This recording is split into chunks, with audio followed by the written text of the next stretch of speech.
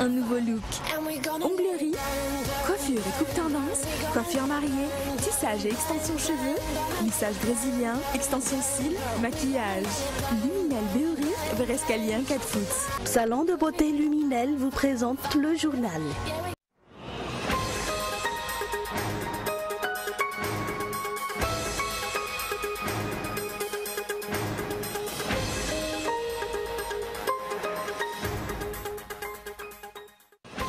Le décret portant convocation d'une session extraordinaire du Parlement n'est pas encore prêt, a annoncé ce jour le ministre d'État Yvra Coutvau. Alors qu'on est à un mois de la première session ordinaire de l'Assemblée, le projet de loi régissant la CENI ainsi que la loi de finances rectificative demeure en suspens.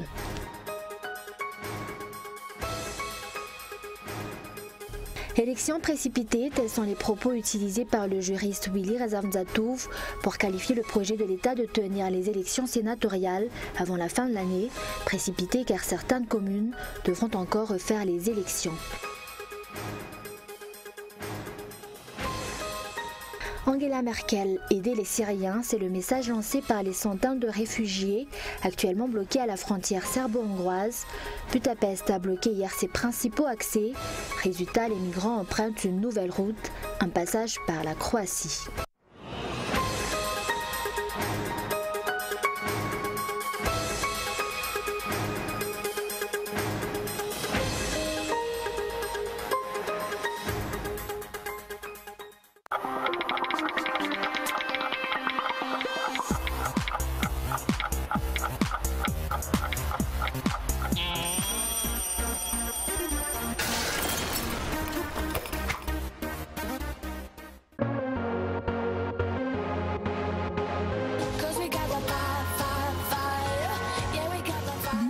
Un nouveau look. Onglerie, coiffure et coupe tendance, coiffure mariée, tissage et extension cheveux, lissage brésilien, extension cils, maquillage. Luminel Béorir, Verescalien 4 foot. 034 01 816 59, 033 11 859 98. Luminel, osez être la plus belle.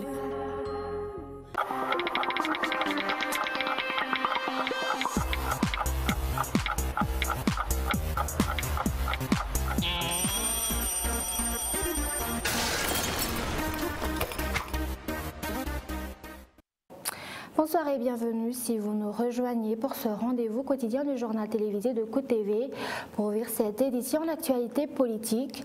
Élection précipitée, tels sont les propos utilisés par le juriste Willy Razamzatouf pour qualifier le projet de l'État de tenir les élections sénatoriales avant la fin de l'année. Précipité car certaines communes devront encore refaire les élections, des élections dont la mauvaise organisation est pointée du doigt par le groupe des experts nationaux. Reportage de Ejni Labaj.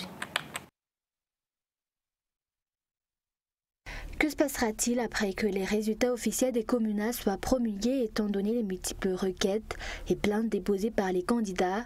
Cela reste une énigme. Pour le cas de la capitale par exemple, le tribunal administratif aurait rejeté les requêtes formulées par la candidate numéro 9. Ainsi, les résultats officieux pourraient être validés. Un des candidats a été disqualifié. Encore une fois, les critiques concernant ces élections fusent et cette fois c'est le GEN ou groupe des experts nationaux qui a condamné les multiples lacunes constatées lors de ce dernier scrutin. Beaucoup d'irrégularités ont été constatées et c'est la cause des nombreuses requêtes déposées au tribunal administratif et c'est la CENI qui est pointée du doigt car effectivement plusieurs lacunes ont été constatées durant ces élections.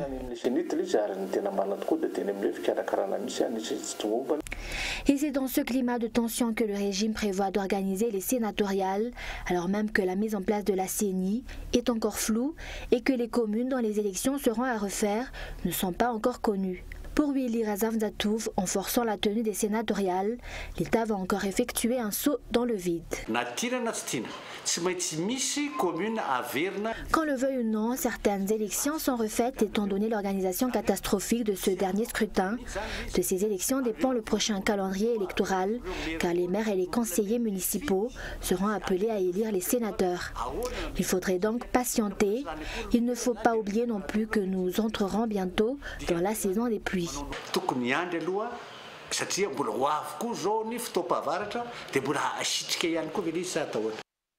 Les verdicts du tribunal administratif concernant les contentieux électoraux sortiront demain, mais la majorité des plaignants sont pessimistes car ils ne s'attendent pas à obtenir gain de cause. Les résultats officiels seront, eux, connus vendredi. Toujours sur le plan politique, le décret portant convocation d'une session extraordinaire du Parlement n'est pas encore prêt à annoncer ce jour. Le ministre d'État Yves Rakoudvou, alors qu'on est à un mois de la première session ordinaire de l'Assemblée. Le projet de loi régissant la CENI ainsi que la loi de finances rectificative demeure en suspens. Reportage de Enil Labar.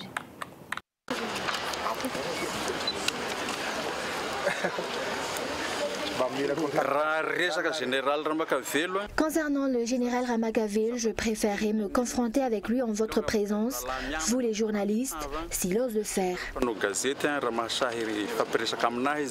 Les forces armées ne souhaitent-elles donc pas entrer en jeu pour solutionner les problèmes politiques qui minent le pays comme l'a laissé entendre hier le général Ramakaville? En tout cas, la tension entre l'exécutif et le Parlement est si flagrante que les réactions fusent de partout afin d'y mettre un terme. Le fameux pacte de responsabilité n'a eu aucune suite jusqu'à ce jour, laissant la vedette au mémorandum dont le contenu est maintenu secret. Parallèlement, l'examen de la loi de finances rectificative et l'adoption du projet de loi sur la CENI sont en suspens car le gouvernement ne prévoit pas l'heure de convoquer une session extraordinaire pour les examiner.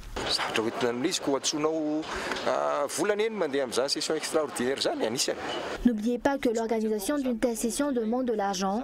S'il faut le faire, on le fera, mais la priorité aujourd'hui, c'est la préparation de la suite des événements après la sortie des résultats officiels des élections communales, surtout que le mandat de la CENI a expiré.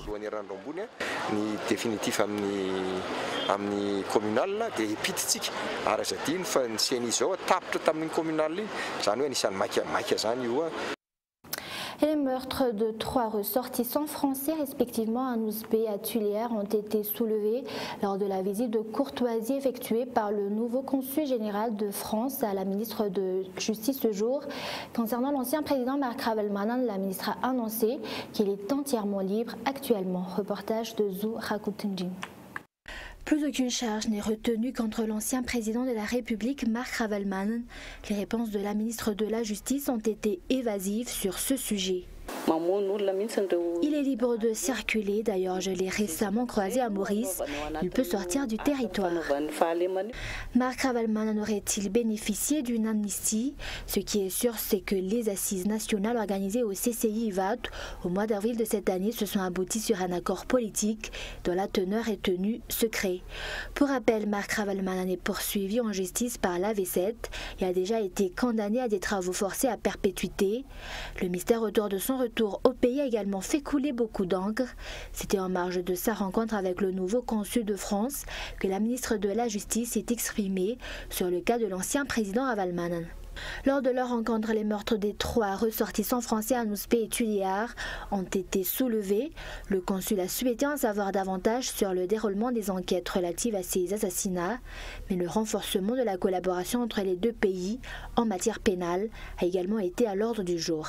Il n'en reste pas moins que je me sens quand même concerné par la coopération juridique dès lors que nous avons des compatriotes français qui sont ici à Madagascar, qui peuvent se retrouver dans des affaires judiciaires dans lesquelles ils sont impliqués, soit comme victimes, soit comme auteurs. Et également la même chose en France, des Malgaches peuvent avoir des soucis avec une victime et auteurs d'actes qui méritent d'être entendus par la justice. Donc la coopération judiciaire, sur laquelle nous avons évoqué, en tout cas dans le cas des affaires qui impliqueraient mes compatriotes, sont bonnes, franches, limpides. Selon les informations recueillies ce jour, c'est la France qui a demandé l'ajournement du procès relatif à ces 2 affaires, car des ressortissants français qui sont inculpés sont encore recherchés actuellement.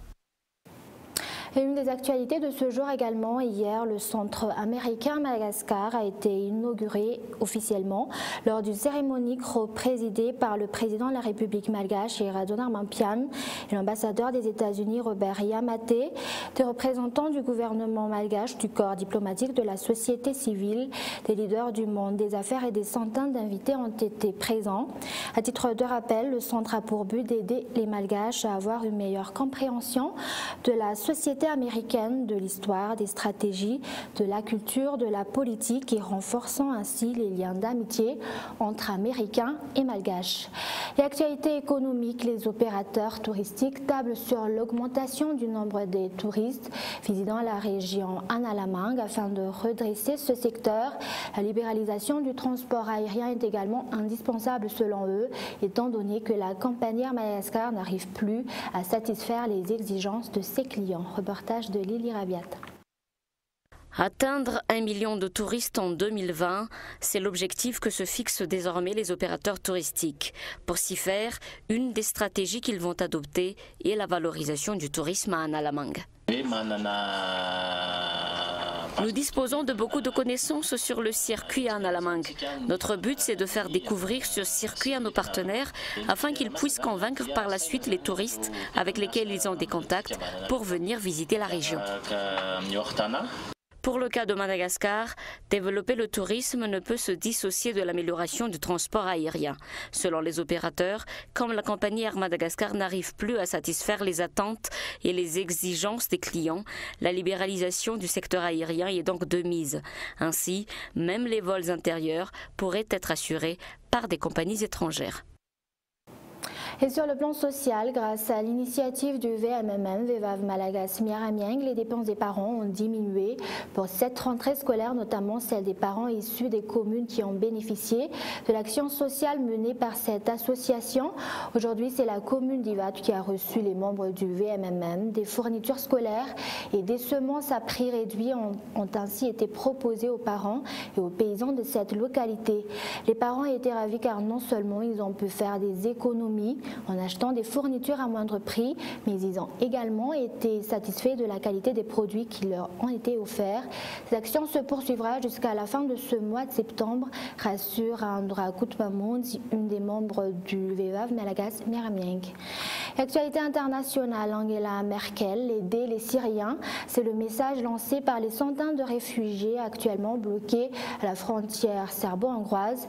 Budapest a bloqué hier ses principaux accès. Résultat, les migrants empruntent une nouvelle route, un passage par la Croatie. Reportage de France 24. La fatigue et le soulagement se lisent sur leur visage. Ils sont les premiers migrants à gagner la Croatie. Ici à Tovarnik, ces familles sont prises en charge par la police et la Croix-Rouge. Les autorités croates ont donné ordre de laisser tous ces migrants traverser la frontière sans encombre. Nous avons passé la nuit à attendre les réfugiés. Nous savions qu'ils devaient arriver et je dois dire que nous les avons bien accueillis. Un voyage à risque, car tous passent à travers des champs de mines, stigmates de la guerre qui a ravagé le pays durant les années 90. Une équipe d'experts a été envoyée sur place.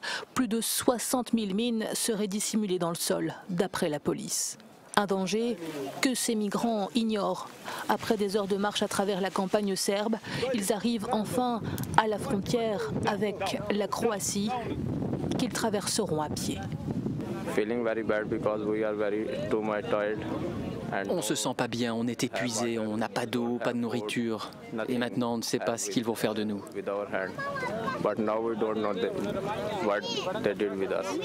Dans la nuit, un premier bus était arrivé dans cette gare routière tout proche. Et au petit matin, certains ont repris la route. D'autres bus devraient se relayer dans la journée. Depuis la Croatie, tous ces migrants espèrent rejoindre la Slovénie.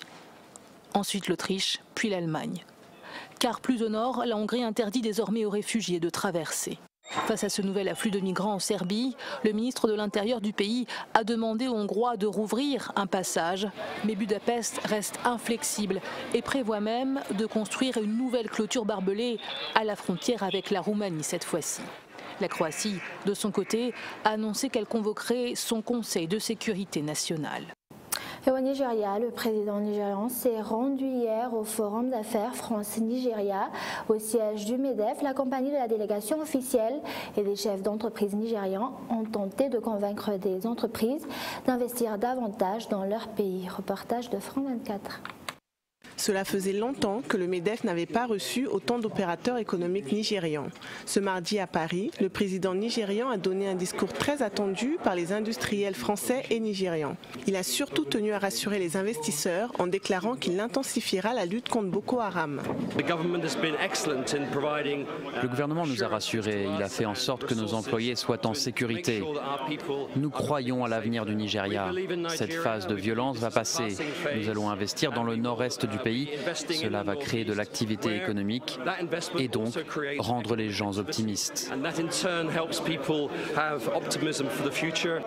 Les hommes d'affaires nigérians espèrent que cette visite du président Buhari permettra de renforcer les liens économiques entre les deux pays. On espère que cette visite va essayer de relâcher tout le potentiel qui existe entre les deux pays. Donc on espère que dans l'avenir, on va réciproquer. On aura beaucoup de compagnies nigériennes ici qui vont venir aussi, et puis beaucoup de compagnies françaises qui vont venir au Nigeria en même temps. Deux dirigeants d'une compagnie française qui a déjà ouvert une filiale au Nigeria nous présentent leur bureau parisien. Ils nous expliquent pourquoi ils ont investi dans la mégapole de Lagos. Ce sont des gens qui sont très entreprenants. Et c'est vrai qu'il y a une ambiance business qu'on ne trouve nulle part ailleurs en Afrique de l'Ouest. C'est vrai que les choses prennent peut-être plus de temps là-bas. Et c'est un élément qu'il faut gérer dans le sens où il ne faut pas être impatient. De plus en plus d'entreprises françaises souhaitent s'implanter dans ce marché en plein boom. En 2050, le Nigeria sera le 3e pays le plus peuplé au monde, avec 450 millions d'habitants. Et un rappel des grands points développés dans ce journal. Le décret portant convocation d'une session extraordinaire du Parlement n'est pas encore prêt à annoncer ce jour le ministre d'État Yves Rakoudvou. Le projet de loi régissant la CENI ainsi que la loi de finances rectificative demeure également en suspens. Et ensuite, les meurtres de 3 ressortissants français, respectivement à Nouspé et à Tuliar, ont été soulevés lors de la visite de courtoisie effectuée par le nouveau consul général de France, la ministre de la Justice, ce jour. Concernant l'ancien président Marc Ravelman, la ministre a annoncé qu'il est entièrement libre actuellement. Et enfin, des centaines de réfugiés sont actuellement bloqués à la frontière serbo-hongroise. Budapest a bloqué hier ses principaux accès. Résultat, les migrants empruntent une nouvelle route, un passage par la Croatie. Voilà, c'est la fin de ce journal. Merci de l'avoir suivi. Excellente soirée sur Cool TV. Au revoir.